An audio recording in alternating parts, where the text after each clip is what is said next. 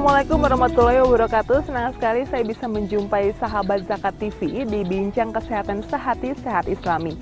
Dan episode kali ini saya akan mengajak sahabat untuk berbagi informasi tentang air. Air bersih dan air sehat memang merupakan kebutuhan kita sehari-hari. Mulai untuk memandi, masak, air minum, dan kebutuhan lainnya. Namun tidak bisa dipungkiri, kebutuhan air semakin meningkat, di lain sisi kualitas air semakin menurun. Nanti saya akan mengajak sahabat untuk berbincang mengenai air dengan narasumber saya, namun sebelumnya kita simak yang berikut ini. Air bersih sangat penting untuk kehidupan manusia. Sebagian besar aktivitas manusia membutuhkan air bersih seperti memasak, membersihkan sesuatu, dan mandi. Bahkan untuk kegiatan mencuci kendaraan dan menyiram tanaman. Sedangkan dalam ilmu gizi, air termasuk dalam 6 zat gizi atau nutrisi yang harus ada dalam makanan secara berimbang sesuai norma asupan kebutuhan gizi. Selain karbohidrat, protein, lemak, vitamin, dan mineral. Air memang memegang peranan penting dalam kehidupan. Dalam dunia pengobatan alternatif, seringkali memakai air minum sebagai media penyembuhan. Zat yang terkandung dalam air minum berupa mineral dan pelikan yang sebenarnya memegang peranan penting sebagai obat penyembuh, bukan jampi-jampi dan mantra-mantra yang diucapkan oleh dukun. Kalaupun ada mantra yang manjur mujarab, sebenarnya hanya merupakan sugesti atau motivasi. Juga mungkin secara kebetulan terjadi penyembuhan bila penyakit itu merupakan atau berkaitan dengan defisiensi suatu zat mineral yang terkandung cukup dalam media air minum. Memperoleh air bersih sebenarnya cukup mudah karena dapat diambil dari dalam tanah, dan itulah yang disebut dengan air tanah. Sayangnya, pada daerah perkotaan yang sudah demikian padat, air tanah merupakan barang yang langka dan mahal. Masyarakat di perkotaan pada hunian yang padat sulit mendapatkan air tanah, karena titik untuk mendapatkan sumber air tanah tersebut sudah sangat berdekatan dengan pembuangan air kotor bahkan kotoran. Tapi, kini kemajuan teknologi sangat membantu mereka yang kekurangan sarana air bersih. Bagi Anda yang kurang beruntung mendapatkan air yang kurang bersih, berdasarkan pantauan fisik atau dari hasil alat cek kualitas air, dapat dilakukan mekanisme penjernihan air untuk memproses air yang kurang bersih dan sehat menjadi air bersih dan sehat dengan mekanisme proses penjernihan air. Sahabat Sehati, sekarang saya sudah bersama dengan Dr. Novia Sriwahyuni. Dr. Novi, ya, apa kabar dokter? Ketemu lagi? Sekarang saya akan berbincang-bincang tentang air bersih dan air sehat, karena memang air ini adalah kebutuhan mendasar ya dok ya. Dan memang seharusnya kita mengkonsumsi banyak air, tapi banyak juga yang belum sadar sebenarnya kenapa harus mengkonsumsi banyak air gitu. Nah, kenapa dok? Kalau dilihat dari kebiasaan masyarakat sekarang. Kebiasaan masyarakat sekarang mungkin karena banyak juga sekarang yang produksi air yang udah yang berwarna, yang ada rasanya, yang seperti itu. Jadi mungkin orang juga berpikirnya cuma air putih nggak enak, nggak ada rasanya. Nah kalau misalkan dilihat sebetulnya kebutuhan kita sebagai manusia untuk bisa sehat dengan air itu seberapa banyak sih dok? Sebenarnya hampir 90% kita itu membutuhkan air karena bagian dari tubuh sendiri itu juga terdiri dari cairan tubuh kan ya. Terutama kayak dewasa itu sekitar kurang lebih 50-60% itu terdiri dari cairan tubuh. Kalau untuk anak-anak sekitar 65%, sedangkan untuk bayi jelas lebih tinggi 80%. Oke, kalau misalkan itu kita nih sebagai mungkin porsinya gitu ya, apakah dibedakan antara bayi atau balita lah gitu ya dok ya dengan dewasa? Kalau dewasa katanya sehari minimal 2 liter misalnya gitu kan. Kalau misalkan anak-anak gimana ya dok? Kalau untuk anak dan bayi itu sendiri, kalau bayi itu kan dia hanya asupannya dari ASI aja, jadi nggak ada batasan sih. Kalau untuk bayi, kalau untuk anak-anak tergantung kebutuhannya seseorang itu dinilai tingkat kebutuhan dari cairannya itu apabila dia ada tindakan yang dehidrasi ringan, sedang, berat seperti itu. Ciri-cirinya kalau misalnya dari fisik itu sendiri bisa dilihat dari kulitnya yang kering, yang itu kemungkinan dia dehidrasi. Itu anak-anak. Untuk anak-anak sebenarnya nggak ada batasan untuk ini. Oke. Kalau misalkan dewasa, apakah juga seperti itu tandanya, Dok? Kalau dewasa sama juga dilihat dari turgor kulitnya itu kering atau enggak. Biasanya sih kita ceknya dari yang sebutan di perut itu, apabila dia kembalinya lambat kan biasanya kalau yang normal itu kembali lagi cepat gitu. Itu dia tidak ada tanda-tanda dehidrasi ya. Kalau misalnya yang kurang itu kembalinya lambat banget. Ya. Nah, kalau misalnya hal ini terus berlanjut gitu, Dok, apa yang bisa terjadi dari, ya terutama mungkin kita pisahkan antara anak-anak dan dewasa gitu, apa yang bisa terjadi dengan dua ini? Yang misalnya dia dehidrasi, selain dari dehidrasi itu kan kalau dia udah dehidrasi berat banget bisa sampai menyebabkan kesadarannya menurun. Kesadaran menurun, artinya ya nggak sadar biasanya. Pingsan atau bisa, karena dia kan otak juga butuh asupan kan. Nah, itu apakah kadang-kadang kan ya itu dia, kita juga tidak menyadari ketika kita sendiri pun kekurangan cairan atau kekurangan air. Nah, kalau kita menilai diri kita sendiri, apa yang bisa dirasakan dari dehidrasi itu selain cuman melihat dari kulit? Dari kulit, biasanya mukosa bibir kering, terus dia haus terus-menerus, terus demam ya. Karena demam itu kan dia overload dari cairannya itu banyak yang keluar, overhidrasi. Itu metabolisme yang terjadi kalau misalnya dia kurang dari. Apakah pusing juga bisa? Dan begitu kita mengasup air itu langsung bisa teratasi, Dok? Belum tentu juga, jadi kan kita harus perlahan juga masukinnya aja ya. Kalau misalnya nanti di overload cairan juga berbahaya juga. Oh gitu, efeknya apa, Dok, kalau misalnya gitu? Kalau misalnya overload ya ciri-cirinya biasanya kalau misalnya di pasien-pasien di rumah sakit yang kelebihan cairan itu bisa dari badan yang bengkak atau dari paru-paru juga udah nggak. Jadi memang harus bertahap ketika sudah sangat, karena kan kebutuhan juga beda-beda, jadi cairannya itu kan ada per kilogram berat badannya, ada aturannya tersendiri. Misalnya bayi sampai yang kalau bayi dia tidak dehidrasi atau masih bayi yang biasa aja, itu infusan aja paling cuma masuk yang usia 7 bulan aja cuma 600 cc per hari. Kalau itu berarti dilihat dari kebutuhan dari tingkat berat badan. Tingkat berat badan. Ada rumusnya nggak, Dok? Ada. Rumusnya apa, Dok? Rumusnya itu gimana ya judulnya? Pokoknya rumusnya ada maintenance yang untuk yang dehidrasi tahap awal, sama yang maintenance-nya itu yang tahap pemeliharaan, itu beda-beda. Ada hitungannya sendiri? Ada hitungannya tersendiri. Oke, kalau gitu saya serahkan itu saja sama dokter deh. Dokter jangan kemana-mana ya, nanti saya akan kembali lagi. Kita akan berbincang lagi soal air. Tetap di sini, Dok ya. Sahabat Sehati jangan kemana-mana, karena setelah ini saya akan masih berbincang tentang air bersih dan air sehat masih dengan Dr. Novi di Sehati, Sehat Islam.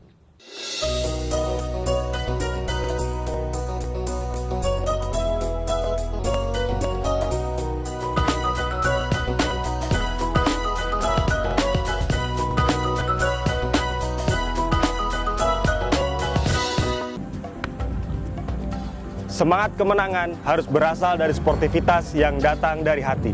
Saya Bawang Pamungkas, saya zakat di Dompet Duafa. Keluarga adalah sumber inspirasi saya. Kehangatannya datang dari hati. Saya Inneke Kusharawati, saya zakat di Dompet Duafa. Berbagi memudahkan rezeki, karena datang dari hati. Saya Ipo Santosa, zakat di Dompet Duafa. Dompet Duafa.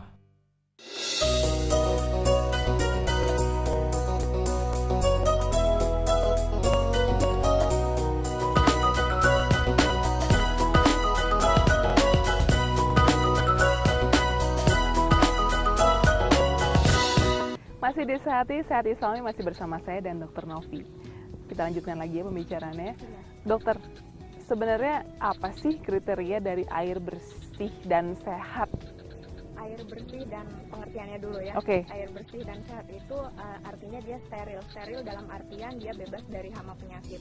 Kalau untuk dari WHO itu sendiri apa pengertian air bersih dan sehat itu air yang baik yang terlihat secara fisik kasat mata itu terbebas dari hama penyakit, itu yang secara WHO-nya ya. Mau dia dilihat dari secara kasat mata ataupun secara mikroskopik. Itu kalau pengertiannya itu sendiri. Itu air sehat. Kalau air bersih? itu air bersih. Oh, itu air bersih dan sehat.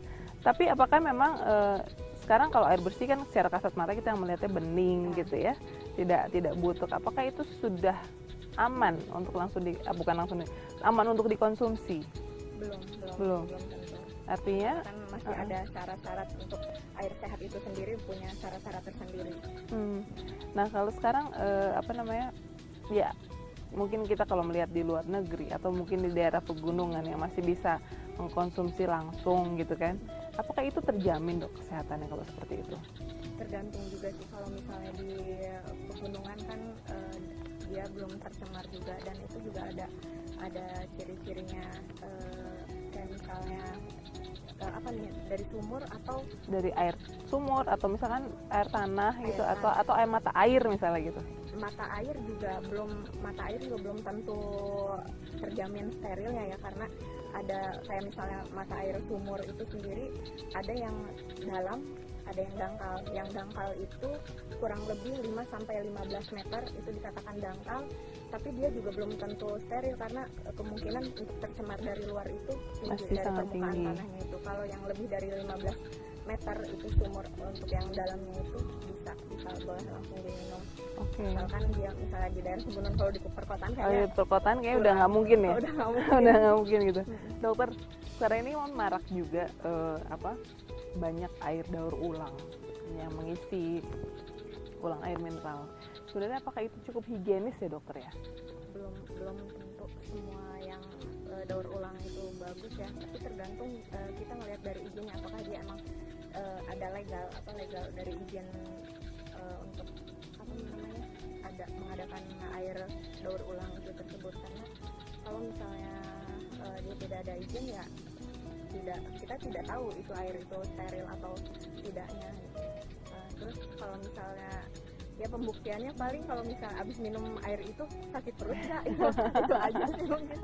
Nah, kalau dari kasat mata bisa nggak sih kita melihat air yang sehat itu seperti apa tanpa harus ke laboratorium misalnya gitu? Tadi seperti yang tadi saya udah bilang bahwa air sehat itu ada syarat-syaratnya ya, syarat fisik, bakteriologis atau syarat kimianya. Kalau misalnya dari syarat fisik itu sendiri kita bisa lihat dari secara kasat mata aja, air itu bening artinya dia tidak berwarna. Terus dari rasa dia tidak ada rasa dan tidak berbau pastinya, kalau yang secara fisik. Sedangkan yang secara bakteriologis itu kita lihat dari kita ambil sampel air itu dan diperiksakan pakai mikroskop pastinya ya. Dalam 100 cc air itu apabila dia kurang dari 4 bakteri seperti E. coli, artinya dia udah steril. Jadi dalam 100 cc kurang dari 4 bakterinya berarti boleh diminum. Terus yang secara kimia ya harus mengandung ya zat-zat yang dibutuhkan dalam tubuh. Seperti air hujan kan itu kan dia tidak mengandung kalsium, itu tidak bagus juga. Kalau misalnya dari mata air mungkin bagus, tapi ya semuanya juga harus direbus dulu, diolah terlebih dahulu. Apakah memang kayak air tadi dibilang katanya kalau air hujan tidak bagus ya, tapi apakah air sumur memang ada kandungannya ya dokter?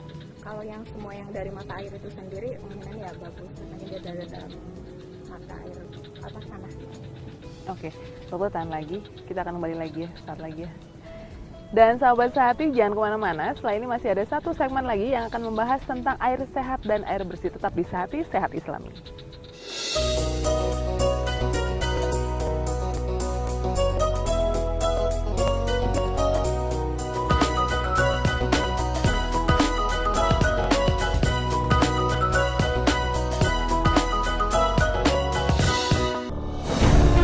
Ketika keindahan dunia merebak keselarasan, berbagi kemesraan. Ketika sejuta tangan merangkai kebahagiaan dalam kehidupan yang harmoni. Ketika zakat Anda wujudkan indahnya dunia.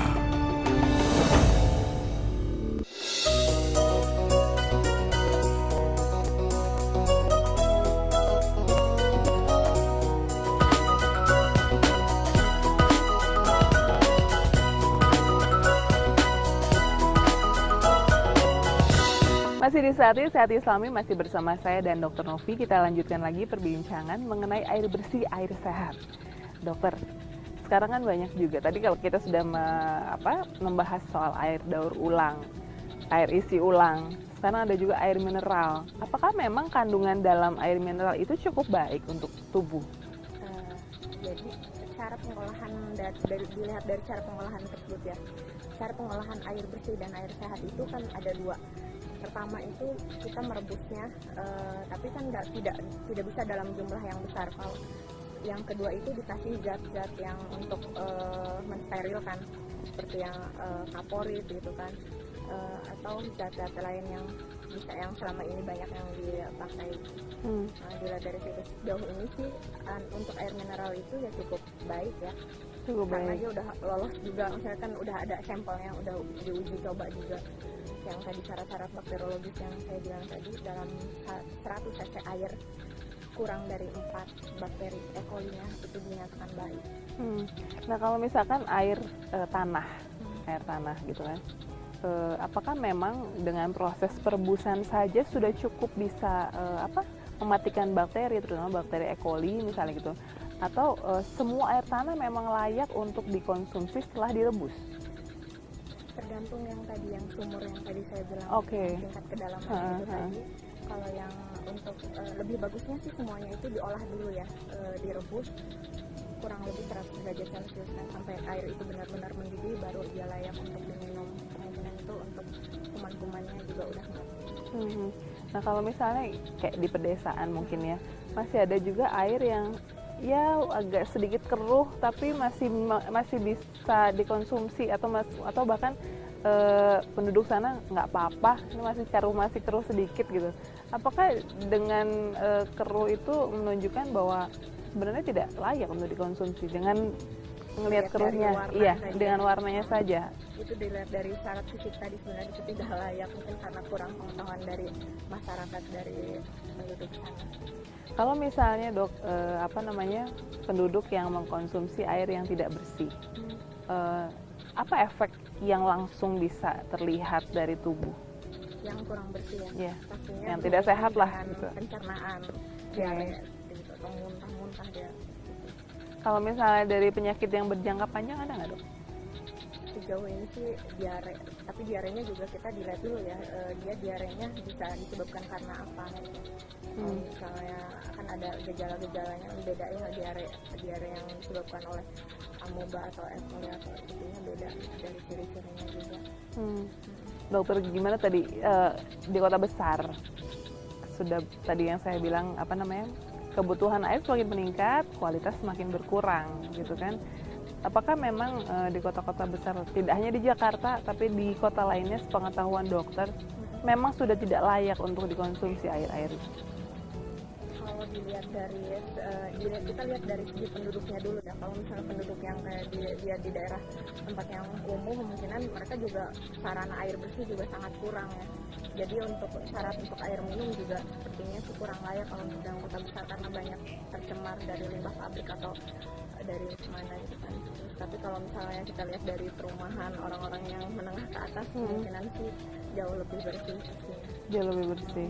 Dokter, kalau melihat pendidikan masyarakat di Indonesia atau masyarakat antara desa dan kota, sudah sejauh mana sih pemahaman mereka tentang air bersih itu seperti apa, air sehat itu seperti apa? Apakah air bersih yang penting bisa buat mandi gitu? Tergantung ya, tergantung. Kalau misalnya dia walaupun dia di pedesaan, tapi bila tingkat pendidikan dan pengetahuannya dia lebih banyak tahu, ya mungkin juga penggunaan air juga mereka udah tahu yang bersih seperti apa. Kalau yang di perkotaan, walaupun dia tinggal di perkotaan tapi tingkat pendidikan dia rendah, mungkin juga nggak kurang paham. Karena banyak kan yang memakai tali itu kan, mandi bareng-bareng, cuci makanan, cuci baju, mandi di situ, sampai bahkan buang air besar pun di situ semua. Dan itu udah jelas-jelas jangan dikonsumsi gitu kan.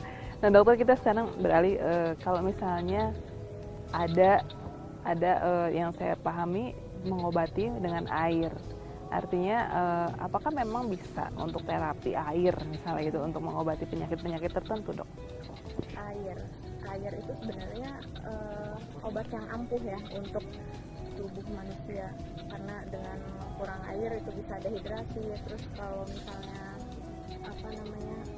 ya banyaklah kegunaan air itu ya, selain dari obat itu sendiri gitu.